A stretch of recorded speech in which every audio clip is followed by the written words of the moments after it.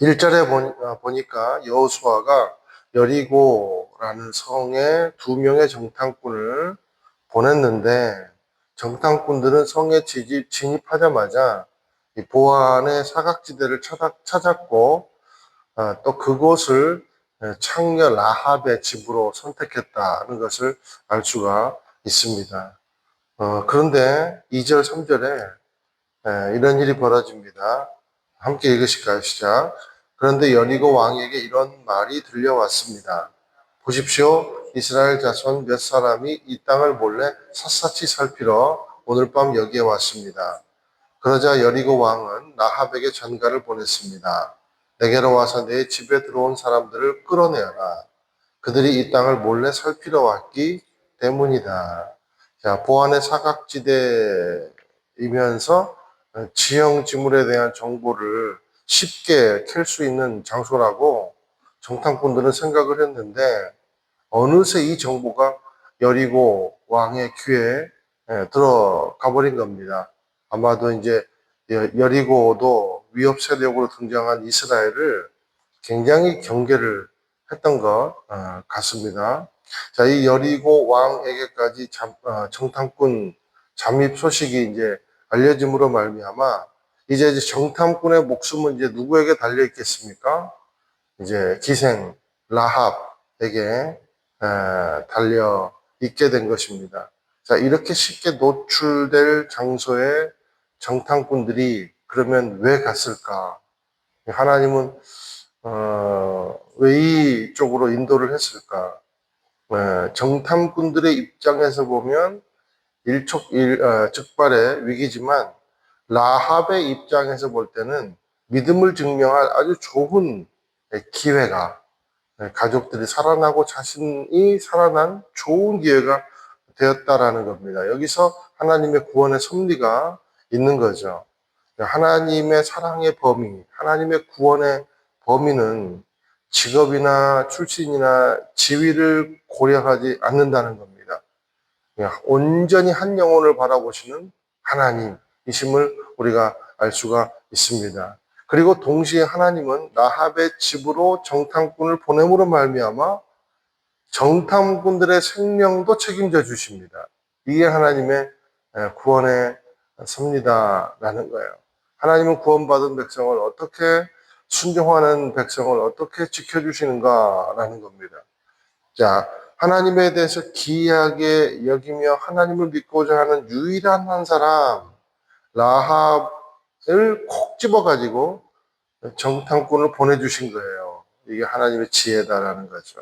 그러니까 하나님은 불쌍히 여길 자를 보시고 건져낼 자를 찾으시면 반드시 그를 찾아내어 구원해 주십니다. 그게 라합입니다. 우리가 그 시돈 땅 과부가 있었잖아요. 시돈 땅 과부의 생명을 살리기 위해서 누구를 급파해 주십니까?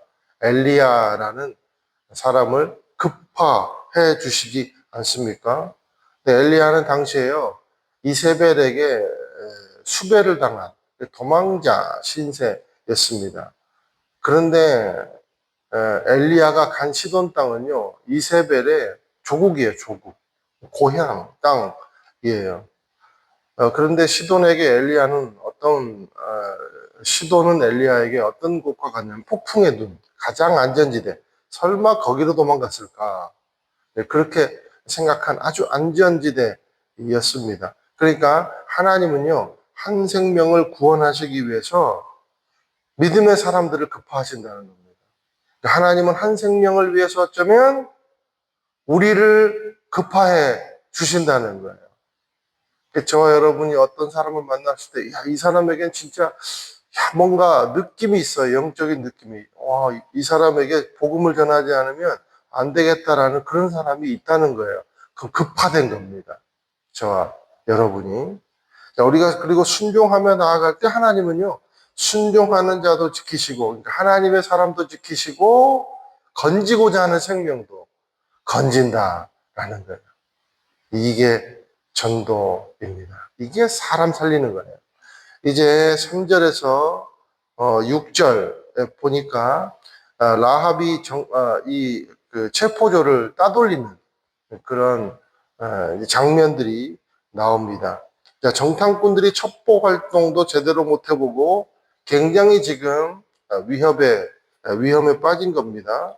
그런데 이때 라합이 자기 목숨을 내걸고 사실과 그리고 거짓을 잘 섞어가지고 체포조를 안심시키고 따돌리고 아주 묘책을 씁니다. 왔긴 왔다. 그런데 갔다라는 거예요. 전혀 온 적이 없다. 그랬으면 다 그냥 수색을 했을 거지만 왔긴 왔는데 갔다. 4절에 보세요. 그 여자는 그 두 사람을 벌써 숨겨놓고는 벌써 그러니까 이 말은 라합이 즉흥적이 아니라 치밀하게 정보를 탐색하면서 머리를 짜고 그리고 기지를 발휘해서 적극적으로 하나님의 사람을 도왔다는 것을 의미합니다. 또 이 말은 목숨을 걸었다는 거예요. 솔직히 라합은 고위층도 아니고 게다가 여자애 그리고 어둠의 세계를 살아가는 최하층 천한 여자예요. 그러니 거짓말이 들통나면 그 자리에서 그냥 뭐 죽여버려도 될 만큼 가장 쉽고 하찮은 존재가 라합이었다라는 것이죠. 그리고 당시에 그 고증에 의하면 여관 주인이 여관에 유숙하는 범죄자를 신고하지 않으면 즉결 처형에 처해졌다고 해요. 이런 상황을 고려할 때 이 라합의 행위는 자기 목숨을 거는 그런 행위였다는 겁니다. 그런데 여기서 짚고 넘어갈 게 있어요. 그러면 그가 왜 이렇게 목숨을 걸었을까? 왜 나라에 공을 세우지 않고 나라에 해가 되는 일을 했을까? 그게 무슨 의미일까요? 살고자 하는 믿음 때문입니다. 그리고 하나님에 대한 이야기를 사전에 듣고 하나님을 두려워하는 마음이 생겼기 때문입니다. 그러니 하나님을 믿는 이스라엘을 돕는 것이 곧 자기가 사는 길이요, 가족이 사는 길이라고 철저하게 믿었던 것이죠. 이것을 통해 우리가 알 수 있는 것은 아무리 절망적인 삶을 살아도 믿음을 가지고 믿음을 포기하지 않으면 인생에는 반드시 기회가 온다는 것입니다. 그러므로 인생에서 중요한 것은요, 가장 중요한 기회는 영적 기회예요. 그리고 인생에서 가장 놓치지 말아야 하는 순간도 영적 기회가 열릴 때입니다. 저 여러분이 살다가 영적 기회가 열릴 때가 올 거예요. 그 기회를 붙잡게 되시기를 주님의 이름으로 축원드립니다. 자, 하나님은요, 그런데 어떤 인생이든 영적 기회를 열어 놓으세요. 그리고 그것을 알고 믿음으로 그 기회를 붙잡을 때 나도 구원받고 그리고 공동체도 축복의 통로로 쓰임받게 해주신다는 겁니다. 그래서 결국 라합은 천한 신분 그리고 가장 열등한 조건에서 살고 있었지만 하나님의 이스라엘을 향한 구원의 사역에 동참하는 유일하게 살아난 존재가 되었다는 겁니다. 하나님의 일을 하는 자는 훌륭한 인품을 가진 자, 공부를 특출나게 잘해서 천재라는 소리를 듣는 자, 인물이 뛰어나고 그리고 스펙이 훌륭한 사람이 아니에요.